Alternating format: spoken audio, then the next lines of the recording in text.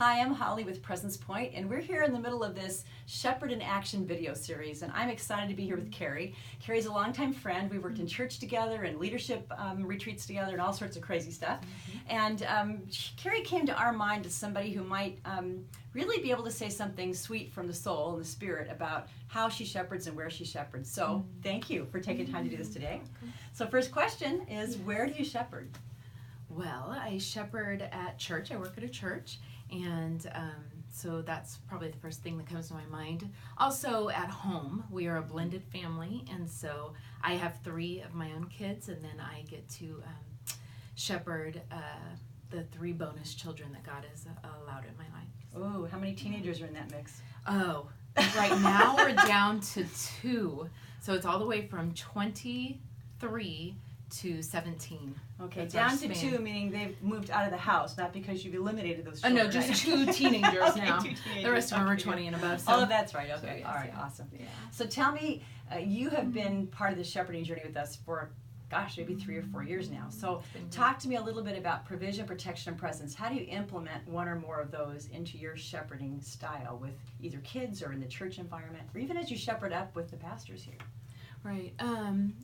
Those are 3 things that you have taught us in this in doing this ministry with you and going through it twice.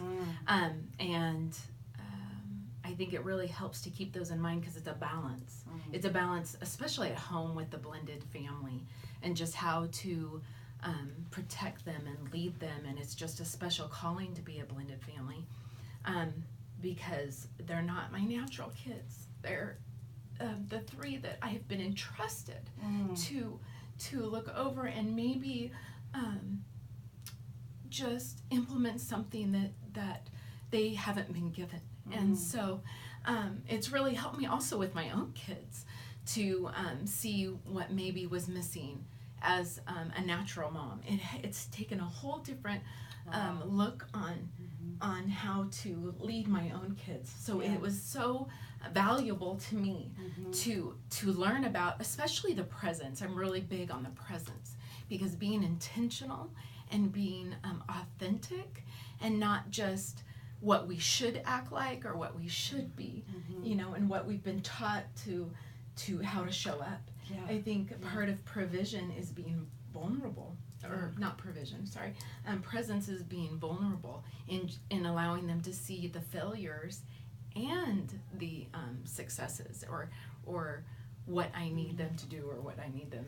But it could be provision because you're providing an example for them, of how to lead in love when they grow and have their own teenagers at home, and that's the hardest place sometimes is to be present with those kiddos. So and then at work probably with working at a church, you not only have the members or your customers if you're at a business, but you also have your employees.